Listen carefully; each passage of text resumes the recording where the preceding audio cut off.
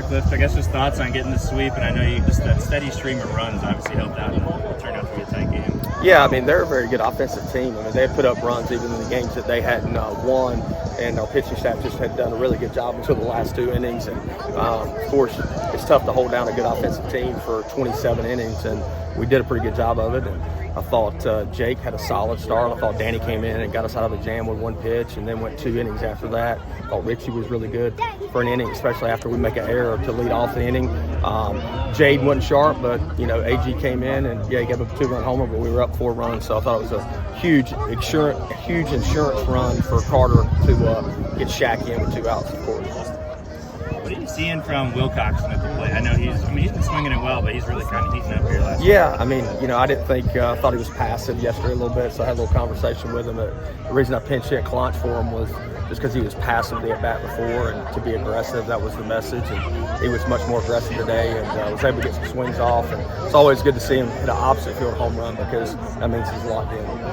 We're just talking with Carter about the hitting streak. It's not something he's thinking about, but what do you think of his at-bat there in the 8th to get that insurance run in? It was awesome. But I think it was his second at-bat. He almost killed the third baseman, line drive right at him. So, he can't worry about hits. He's got to worry about continue to square the baseball up. And I know that he's not worried about it. That's something for the fans and the media to worry about. Carter's just worried about winning baseball games, which is awesome. This makes it 7 straight wins for you guys. What has been the theme, if you could sum it up in one word, and why? We've been able to play a little bit better than the opposing team. I don't think we've played our best baseball yet. I think that will come at the end of the season. Our goal is to play our best brand of baseball at the end. I didn't think we were very sharp today. I love J-Dub, but we don't slide at home plate. That's another run. I thought defensive at times we weren't as sharp as we could be. Although Shaq keeping the ball in, right before Jake Hunter came out of the game, he dives, and the guy was at second base. So if he doesn't stop the ball, the guy from second scores. But because he kept it in, the guy's at third base, and then Danny comes in and gets a ground ball, and we're out of the inning without giving up a run, which at the time you don't think is a big play. But then when you look up the score and we only win by 2 runs, it's a huge play. You guys had the leadoff guy on, I think, 7 to 8 innings. How does that just change the complexity of the inning when you can do that? Well, you see us play. We can do a lot of different things, bunt, hit and run, steal bases, and just puts a lot of pressure on the opposing team when we get that leadoff guy.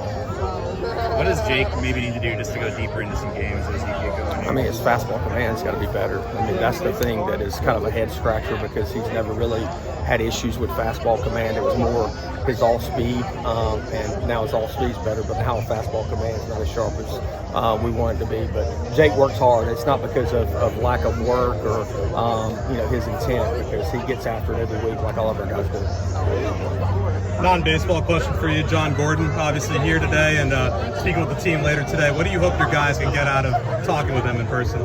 Well, it's a dream come true for me personally. 10 years ago, I looked up the cost to get John Gordon into town, and I'm like, well, we'll never get him here. And thankful for Ellerby to reach out to his people and tell the Parker Bird story and the fact that, East Carolina baseball's never played in the College World Series. And, when Ellerby came to me in the fall and presented it, I'm like, man, that's awesome. I'm so excited. I woke up this morning and had to pinch myself because I'm like, I'm actually going to get a chance to meet John Gordon, and then he gets to speak to our team. So super fired up for our guys.